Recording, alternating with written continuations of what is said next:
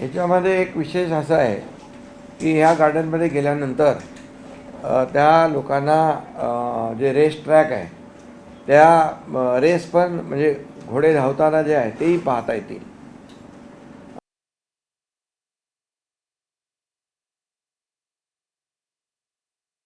आणि याच्यामध्ये कुठल्याही प्रकारचं वरच्या ह्याला बांधकाम नाही आहे. पाथवे सोडून कुठलंही बांधकाम कन्स्ट्रक्शन नाही. पूर्ण 100% उद्यान आहे. आणि खाली जे आहे ते आपण म्हणाल मगाशी त्याप्रमाणे ते खालचं कुठले कुठले स्पोर्ट्स आहे दाखवा ना. स्पोर्ट्स कॉम्प्लेक्स ते दाखवा.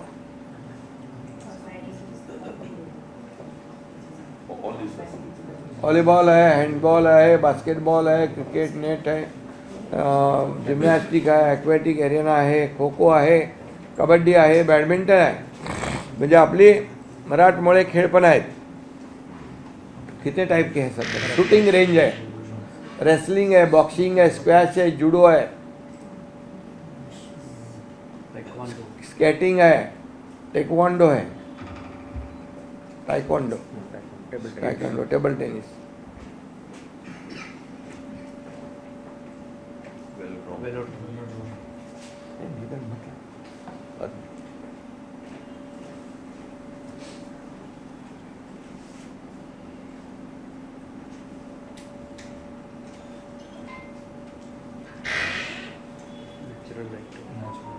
आणि दुसरी गोष्ट हे जे आहे खालचं याला पूर्णपणे व्हेंटिलेशन आहे आणि नॅचरल लाईट आहेत.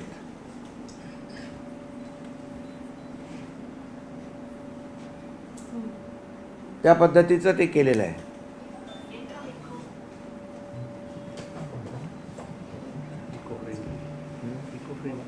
आणि टोटली हे सगळं जे आहे जे काही लोक मध्ये सांगत होते की तिथे काही वरती इंडोर स्टेडियम होईल, गेम होतील, कन्स्ट्रक्शन होईल, तर बिलकुल तसं काही नाही आहे. पूर्णपणे हे इको फ्रेंडली आपण करतो आहे. आणि मुंबईकरांसाठी 300 एकराचा मोठा ऑक्सिजन पार्क जो आहे या ठिकाणी निर्माण होतो आहे. म्हणजे आतापर्यंतच्या इतिहासामधला सगळ्यात मोठा हा सेंट्रल पार्क आहे, सिटी पार्क आहे. हां, आता हे एक झालं. आता हे बघितल्यानंतर एक दुसरं एक आपलं तुम्हाला ठाण्याचं दाखवतो. हां, कनेक्टिव्हिटी दाखवा.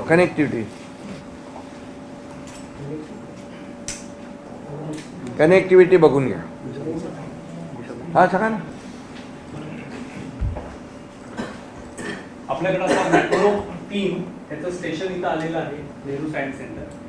हे अंडरग्राऊंड खालच्या खाली महालक्ष्मी होणार.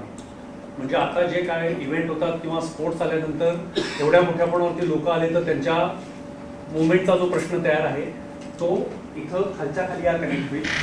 आणि तोच अंडरपास हा Annie Besant road cross road हजेरीला जाईल.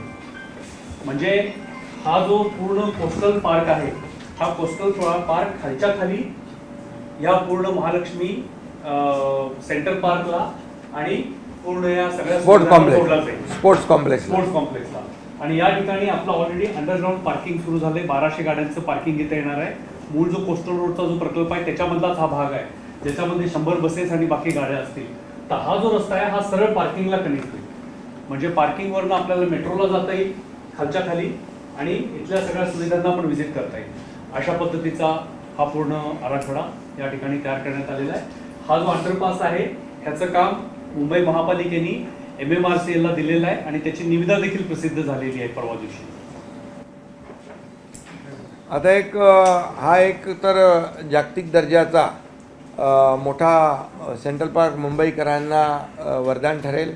आणि म्हणजे सगळ्यांनाच लहान मुलांपासून वयोवृद्धांपर्यंत सगळ्यांना याचा आनंद घेता येईल. जे आम्ही बोललो होतो जसं आमचं महायुती सरकार आलं आणि त्यावेळेस आम्ही ती संकल्पना मांडली त्याला आम्ही एवढं सगळं हे करून मूर्तरूप दिलेलं आहे. याचं आता काम सुरू आम्ही करू. आणि मी इथं मुंबईचे आयुक्त आताचे गगराणी जी यांना धन्यवाद देतो. हाफिज कॉन्ट्रॅक्टर बहुत ही अच्छा आपने किया है, ये आपके लिए आपका भी बहुत बहुत अभिनंदन. आणि सुरुवातीला आपले चेल कमिशनर होते त्यांनी मग त्या लोकांशी बोलून रेस्कोर्सच्या लोकांशी बोलून ते जागा आपल्याकडे घेतलेली आहे. ठाणे शहरातलं एक ठाणे खाडी किनारी एक विविंग टॉवर आहे 50 एकरमध्ये आणि कन्व्हेन्शन सेंटर आहे कासरवडावली. हे देखील ऑफिस कॉन्ट्रॅक्टर यांनी बनवलेलं आहे आणि उंची आहे 260 मीटर. सबसे बड़ा है इंडिया का सबसे बड़ा है. आयफेल टॉवर 300 मीटर आहे, आपला 260 आहे. तर तो एक दाखवा. तर दुसरा टाऊन पार्क आहे कोलशेतमधला 25 एकरमधला आणि एक स्नो पार्क आहे इंटरनॅशनल लेवलचा. अम्युजमेंट पार्क आहे, ॲडव्हेंचर पार्क आहे, पक्षी संग्रहालय आहे आणि एक दाखवा नाही. नंबर 1 दिखाओ कौन सा है.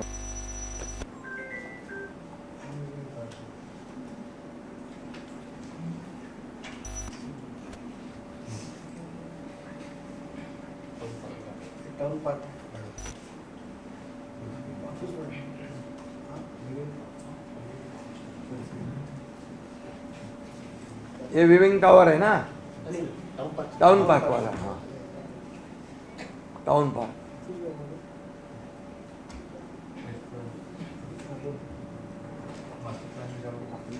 BOT वर बांधणार आहे. हां. आकाश स्टेशन नाही लागणार.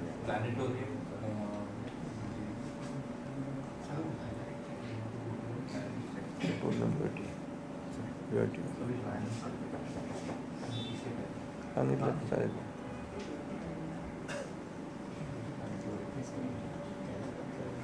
चार गोष्टी आहेत. Science centre, aquarium, science centre है, एक्वेरियम है, फिशरीज हेरिटेज है, प्लॅनेटोरियम आहे. 4 याच्यामध्ये कन्सेप्ट आहेत.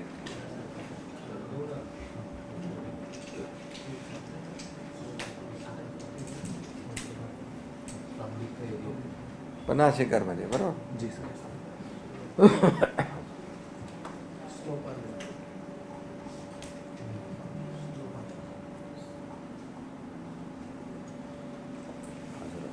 स्नो पार्क आणि अम्युजमेंट पार्क स्नो पार्क आणि अम्युजमेंट पार्क परत 25 एकरमध्ये होईल. 25 एकरमध्ये आहे.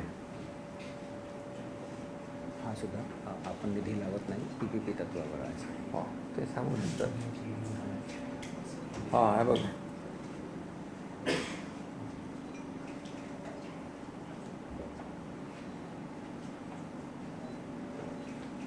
एवियरी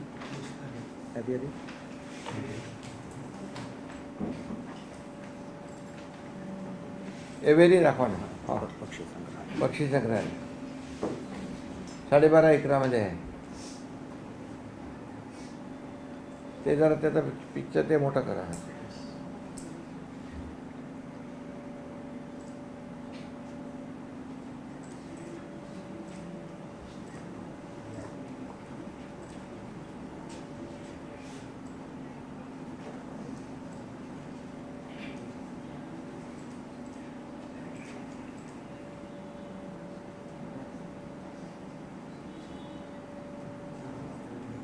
नेक्स्ट पुढे.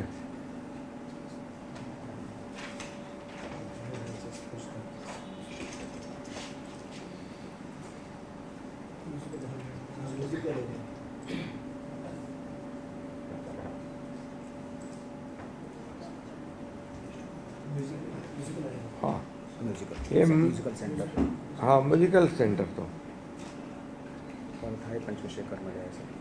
आहे. 25 एकरातलं 25 एकर आहे ना. 26 बाय हां, 25 एकर. Yes sir.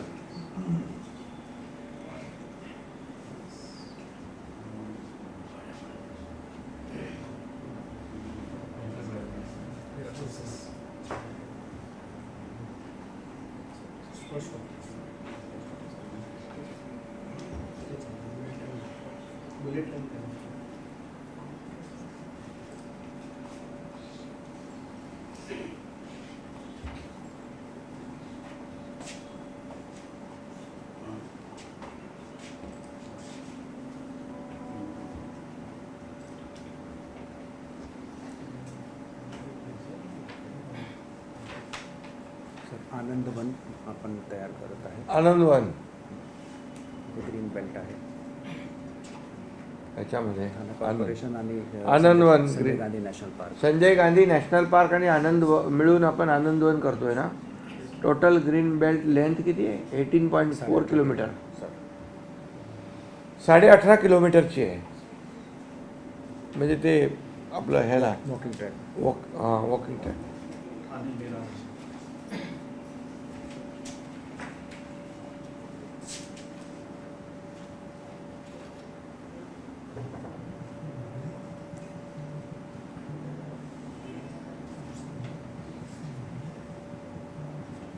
इकडे अर्बन फॉरेस्ट घेतलाय आपण, बरं. बरोबर सर. त्याच्यानंतर sir Thane internal metro connection आपण करत आहोत. हे कनेक्शन आपण बुलेट ट्रेनशी देत आहोत. म्हणजे बुलेट ट्रेन एकच आहे, मेट्रोचे त्याला जोडायचं आहे.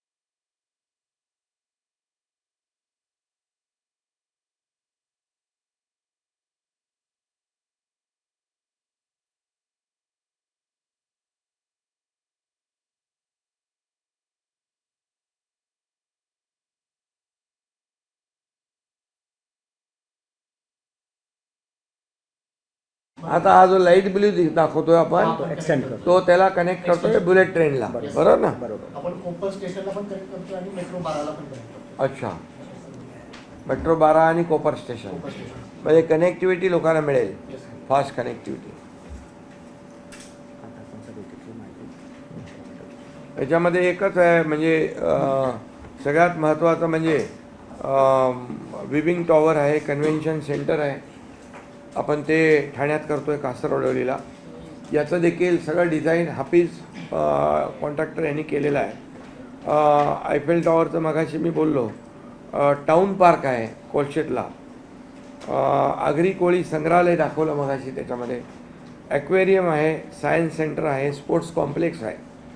आणि याच्यामध्ये देखील एलिव्हेटेड गार्डन आहे, ठेवलेलं आहे, बरोबर ना. हो हो सर. त्याचबरोबर इंटरनॅशनल लेवलचं स्नो पार्क आहे, अम्युजमेंट पार्क आहे, ॲडव्हेंचर पार्क आहे 25 एकरमध्ये. त्यानंतर पक्षी संग्रहालय आहे 12.5 एकरमध्ये कोलशेतमध्ये. आणि खास करून कॉमनवेल्थ गेम आता होऊ घातलेले आहेत. आणि ऑलिम्पिकसाठी देखील देशाची जी काही आदरणीय प्रधानमंत्री नरेंद्र मोदीजींची संकल्पना आहे की आपला ऑलिम्पिकमध्ये खेळाडू गेला पाहिजे. आणि यासाठी 50 एकरमध्ये स्पोर्ट्स ॲरेना देखील आपण केलेला आहे, त्याच्यामध्ये करतो आहे. आणि 25 एकरमध्ये म्युझिकल कॉन्सर्ट सेंटर आहे. हे एवढ्या सगळ्या हे प्रकल्प जे आहेत हे आपण ठाण्यामध्ये करतो आहे. आणि त्यामुळे ठाणेकरांचं देखील जे काही जीवनमान आहे आणि ठाण्याचा जो डेव्हलपमेंटचा जो काही स्पीड आहे तो आणखी याच्यामुळे वाढणार आहे. आणि लोकांना इंटरनॅशनल लेवलच्या सोयीसुविधा मिळणार आहेत.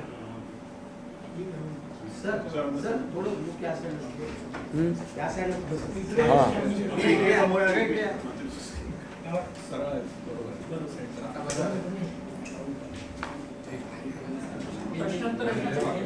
महालक्ष्मी एक्सपर्टचं मुंबईकरांसाठी हे सगळ्यात मोठं गिफ्ट आहे. आजवरच्या सगळ्या प्रकल्पांमधलं सगळ्यात मोठं गिफ्ट हे जे जागतिक दर्जाचं सेंट्रल पार्क जे आहे ते आहे. आणि त्यामुळे मुंबईकरांसाठी खूप मोठ्या प्रमाणावर जवळपास 300 एकराचं आपण मगाशी बघितलं की त्याची कनेक्टिव्हिटी देखील, त्याचं अंडरपासनी आम्ही जोडतो आहे, त्याचं देखील टेंडर निघालेलं आहे.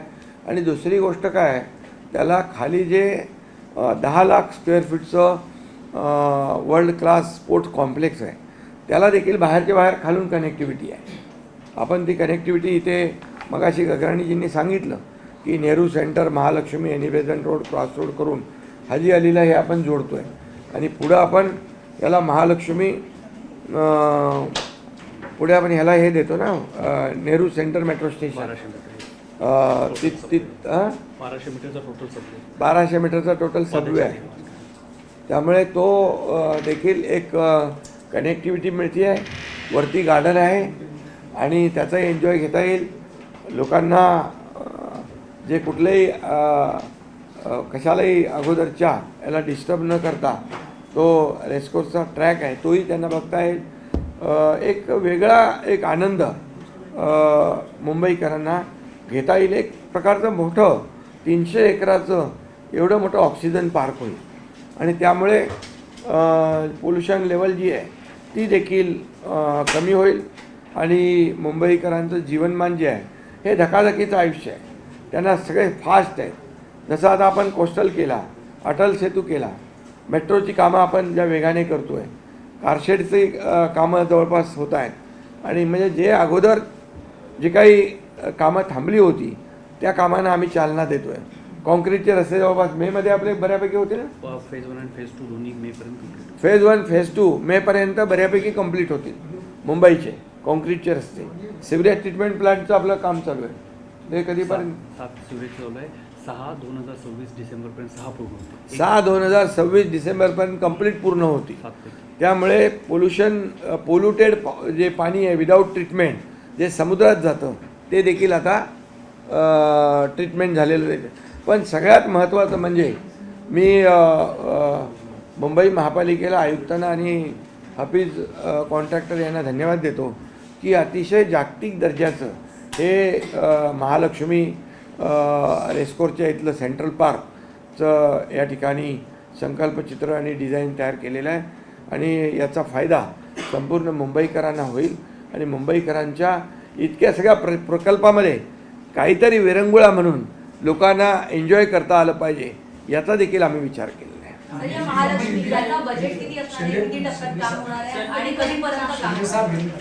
आता त्याचा DPR आपण सबवेचं टेंडर काढलं.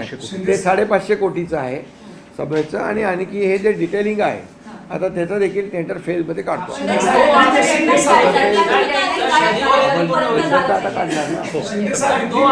टेंडर प्रक्रिया बाकीची जी आहे ती टेंडर प्रक्रिया आता सुरू होईल.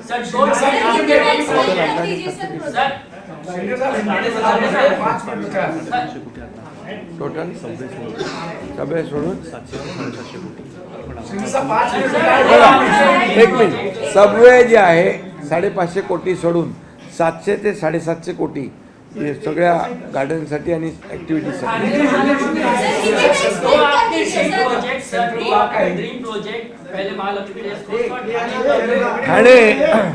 ठाण्यामध्ये 1 मिनिट, हा मुंबईचा झाला.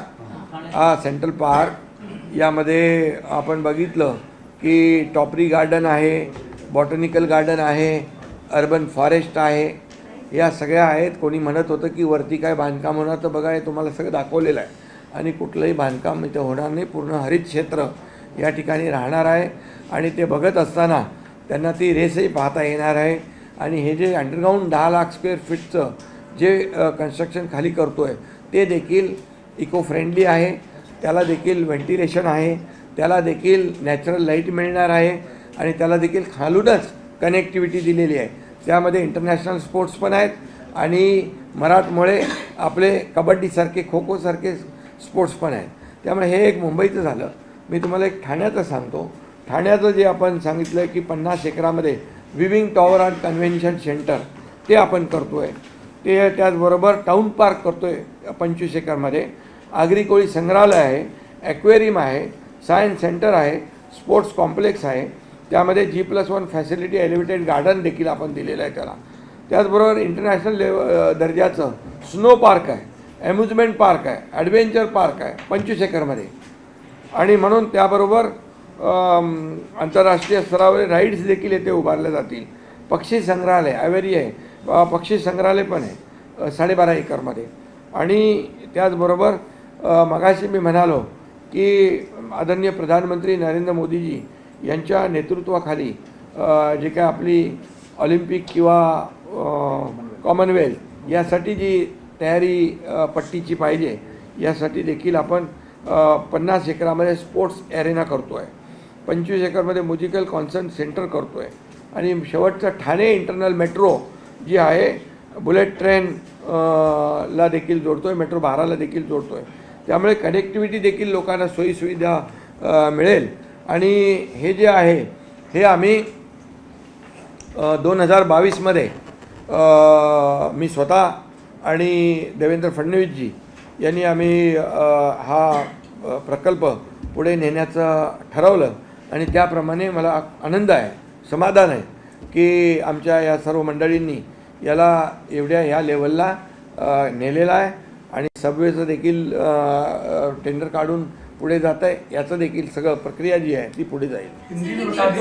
सेंट्रल पार्क बनाने का जो फैसला किया है, सेंट्रल पार्क जो बनाने का फैसला किया है, किस तरीके से होगा और क्या मुंबई को कितना फायदा होगा? देखिए, ये रेसकोर्स के यहाँ पर सेंट्रल पार्क जो है 125 एकड़ ज़मीन जो रेसकोर्स की थी, वो जब मैं मुख्यमंत्री था तब देवेंद्र जी और हमने तय कर लिया कि इसे हम लोगों के लिए कुछ ना कुछ करें विदाउट डिस्टर्बेंस. जो रेसकोर्स है तो ये इतना बड़ा सेंट्रल पार्क होगा कि उसमें टॉपरी गार्डन 77 एकड़ में है, उसमें बॉटनिकल गार्डन 31 एकड़ में है, उसमें अर्बन फॉरेस्ट वो भी 12 एकड़ में है.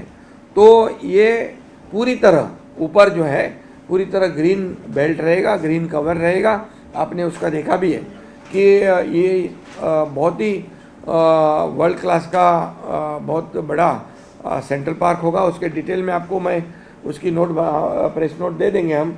तो इसमें मुंबई को ऑक्सीजन पार्क के रूप में इसका फ़ायदा होगा. इसमें पोल्यूशन कम हो जाएगा और लोगों को जो रोज़मर्रा लोग काम करते हैं, ऑफिस में काम करते हैं, लोगों का जीवन जो मुंबई फास्ट है, और इसमें 300 एकड़ का 125 एकड़ ये और कोस्टल का 170 एकड़, ये दोनों को हम क्लब करने वाले अंडरपास से 1200 मीटर का अंडरपास से इसको जोड़ रहे हैं. तो उसका अंडरपास का भी टेंडर निकल चुका है. उसमें 1200 गाड़ियों की पार्किंग भी है. उसके नीचे वर्ल्ड क्लास स्पोर्ट्स कॉम्प्लेक्स है, उसमें इंटरनेशनल स्पोर्ट्स भी है, और हमारे जैसे ये कबड्डी, खो खो, ये हमारे महाराष्ट्र के भी स्पोर्ट्स हैं. तो ये पूरी तरह एकदम हमने जो किया है, सभी लोगों को इसमें मौका दिया है, और निश्चित रूप से इसका फ़ायदा मुंबईकर को होगा. और बाम्बू गार्डन है, मेज गार्डन है, कई गार्डन वहाँ पर है, वो सब डिटेल में आपको मिलेगा. थाने में विविंग टावर जो है, टाउन पार्क है, स्नो पार्क है, उसकी भी टेंडर प्रोसेस चालू हो गई है. उसको हम आगे बढ़ा रहे. ये बीओटी तत्व पर है, ये बीओटी पे है. और ये जो है ये हमारी 550 करोड़ की लगभग सबवे का काम है, और लगभग 700-750 करोड़ का ये पूरा जो सेंट्रल पार्क है, ये लोगों के जीवन में बहुत ही काफ़ी वरदान साबित होगा. और मैं ये भी कहूँगा, जो हमारे आदरणीय प्रधानमंत्री मोदी जी का संकल्प है कि कॉमनवेल्थ है, ओलंपिक है, इसमें हमारे स्पोर्ट्समैन जाने चाहिए, इसलिए ये जो हम कर रहे हैं इसका जरूर फायदा होगा. सध्या मुंबईकर रस्त्यांवरती ट्रॅफिकने बेजार आहे. सकाळ दुपार संध्याकाळ मुंबईच्या ट्रॅफिकवरती, ठाण्याच्या रस्त्यांवरती ट्रॅफिक पाहायला मिळते. मुंबईकर असतील किंवा ठाणेकर असतील अतिशय त्रस्त आहे. दुसरीकडे स्वच्छतेचा विषय आहे, सार्वजनिक शौचालय सुद्धा खराब अवस्थेत. नाही, मी एकच सांगतो तुम्हाला की मुंबईच्या रस्त्याचे कॉन्क्रिटीकरणाचं काम मे पर्यंत कंप्लीट होईल. जवळपास थोडेफार उरतील, त्याचंही काम होऊन जाईल. त्यामुळे ट्रॅफिक स्मूथ होऊन जाईल. आता मुंबई सीलिंग वर्सोवापर्यंत आपण जातो आहे, वर्सोवा टू भाईंदर जातो आहे. त्यामुळे सेंटर जी वेस्टर्नची ट्रॅफिक आहे ती कमी होईल. आणि बाकी तर डीप क्लीन ड्राईव्हसारखे प्रोजेक्ट आम्ही घेतलेले आहेत. त्यामुळे स्वच्छतेमध्ये कुठेही कॉम्प्रोमाइज आम्ही करणार नाही. पॅचवर्कमुळे सुद्धा मुंबई पॅचवर आता रिसर्फेसिंगचं काम आपण हाती घेतलं आहे. मायक्रो सर्फेसिंगचं काम ईस्टर्न आणि वेस्टर्नचं आम्ही हाती घेतलं आहे. ठीक आहे, आता त्यांची चालू होईल. निवडणूक आयोगाची प्रेस कॉन्फरन्स चालू झाली हो. आता, आणि तुम्ही म्हणजे एकदम घाईमध्ये प्रेस घेतली. सर, दोन- निवडणूक त्याच्यानंतर आम्ही घेऊ शकत नाही ना, वेळेमध्ये वेळेत घेतली वेळेमध्ये. सर 2029 पर्यंत पंतप्रधान नरेंद्र मोदीच राहणार असं धनंजय पाटील म्हणाले. मध्ये पृथ्वीराज चव्हाण सर यांनी काहीतरी वेगळं सांगितलं. आता ते निवडणूक आयोगाची प्रेस कॉन्फरन्स चालू झालेली आहे आणि आमचे प्रधानमंत्री नरेंद्र मोदीजी देशाला पुढे नेत आहेत, देशाचा गौरव वाढवत आहेत, जगामध्ये भारताचं नाव नंबर 1 होत आहे, आर्थिक महासत्ता होते, याचा आम्हाला अभिमान आहे. उद्धव ठाकरे असं म्हणाले की अरे ते जाऊ दे, नंतर घ्या ना उद्या, त्याला उद्या बघतो, उद्या त्यांच्याकडे बघू आपण. अभी सबवे का शुरू हो गया है, अभी इसका भी स्टेप बाय स्टेप हो जाएगा. सर एक तरफ आपकी कधीही लागू होऊ शकते. शैक्षणिक आचारसंहिता आता निवडणूक आयोग सांगेल ना. सर एक तरफ आपने अपनी घोषणा निवडणुकीच्या माध्यमातून सरकार घोषणाएं करती है आज प्रेस कॉन्फ्रेंस में हमने 2.5 साल में मैं मुख्यमंत्री एज अ मुख्यमंत्री जो निर्णय लिए मैंने काम किया, इम्प्लीमेंट किया, और अभी देवेंद्र जी मुख्यमंत्री है, हम जो जो बोल रहे हैं वो सब कर रहे हैं, इसलिए तो लैंडस्लाइड मैंडेट मिला ना, इसीलिए उनके पैरों तले जमीन खिसक चुकी है. उन्होंने अपनी हार को स्वीकार किया है, सर मुंबईमध्ये तुम्ही महायुती मन बना लिया है, इसलिए वो कारण ढूंढ रहे हैं. सर मुंबईमध्ये तुम्ही महायुतीकडून लढा- महायुती म्हणून लढणार, महायुतीचा महापौर काही होणार. काही कारण विरोध होतोय भाजपकडनं पण आणि धन्यवाद, थँक्यू. देश विदेशातील प्रत्येक घडामोडींचे लाईव्ह अपडेट मिळवण्यासाठी आता साम टीव्हीच्या सर्व सोशल मीडिया प्लॅटफॉर्मला लाईक, फॉलो आणि सबस्क्राईब करा. तसंच सर्व नोटिफिकेशनसाठी बेल आयकॉन प्रेस करायला विसरू नका.